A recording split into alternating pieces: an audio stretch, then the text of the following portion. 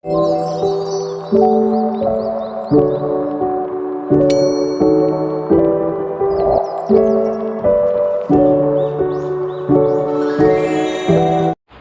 warahmatullahi wabarakatuh. Perkenalkan, nama saya Arida dari kelas Manajemen 3E dengan nomor induk mahasiswanya itu 2101110005. Di sini saya akan memenuhi tugas AIK, yaitu tentang bersuci.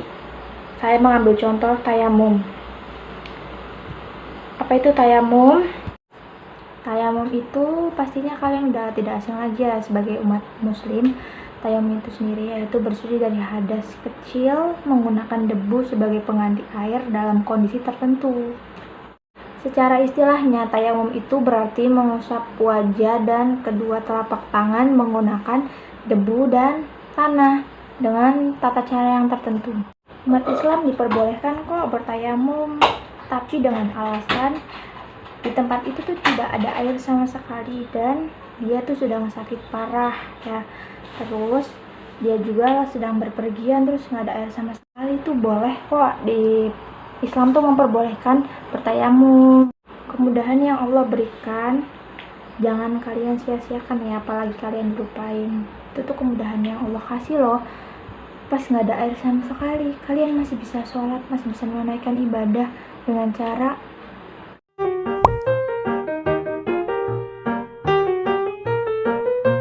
kemudahan bertayamum yang Allah berikan terdapat dalam Quran surat Al-Maidah ayat 6 yang berbunyi, dan jika kalian dalam keadaan sakit atau dalam perjalanan atau seseorang di antara kalian baru saja membuang hajat atau menggauli wanita, kemudian kalian tidak mendapatkan air, maka kalian lakukanlah bertayamum dengan tanah yang baik. Usaplah wajah kalian dan tangan kalian dari tanah tersebut. Tidaklah Allah menghendaki untuk menjadikan beban bagi kalian, melainkan Allah berkeinginan untuk membersihkan kalian dan menyempurnakan nikmat-Nya bagi kalian agar kalian bersyukur. Quran surat Al-Maidah ayat 6.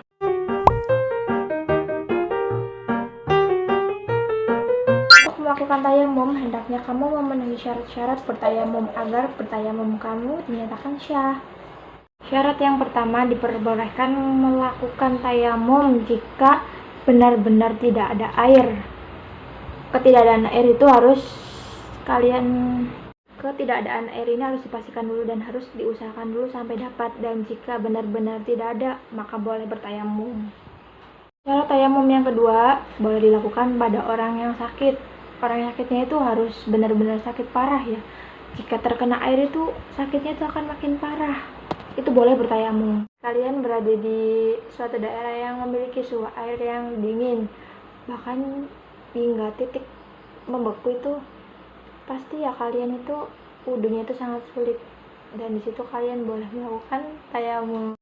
Syarat bertayamum yang keempat, air yang tidak terjangkau. Kalian nih mau wudhu, tapi airnya tuh ngambilnya tuh bertarung nyawa dulu. Nah, di situ tuh boleh bertayamum, guys.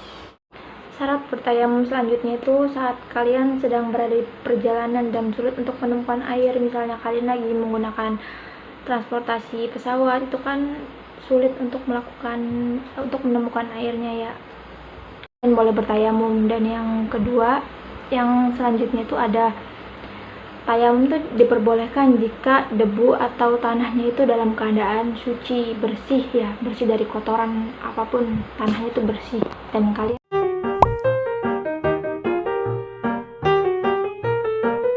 rukun tayamum itu ada 4 yang harus diikuti. Yang pertama, membaca niat. Baca niatnya itu auzubillahiminasyaitonirrajim, bismillahirrahmanirrahim, nawaitu tayamuma listibahati sholati fardholillahi ta'ala, yang memiliki arti aku berniat tayamum agar diperbolehkan sholat karena Allah Ta'ala. Yang kedua, mengusap wajah. Yang ketiga, mengusap telapak tangan hingga siku sebanyak 3 kali. Yang terakhir ada tertib, dilakukan dengan cara berurutan, tidak terbalik dan tidak ada yang terlewat.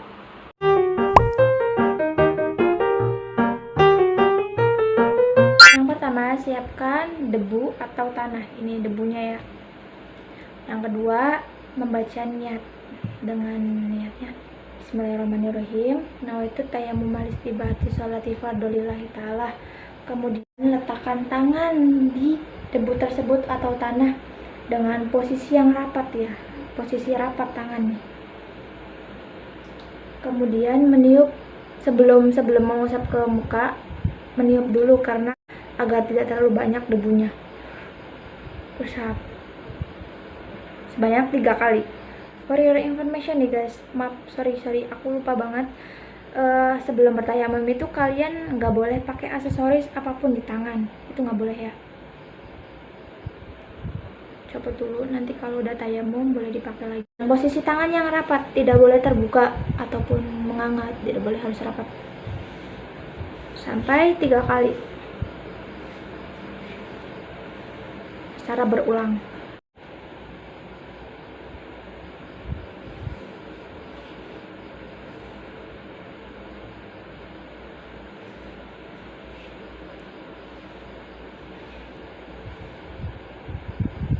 Dan yang terakhir, pertemukan antara sela-sela jari kalian dan usaplah jari kalian. Selesai. Doa sesudah bertayamum. Bismillahirrahmanirrahim.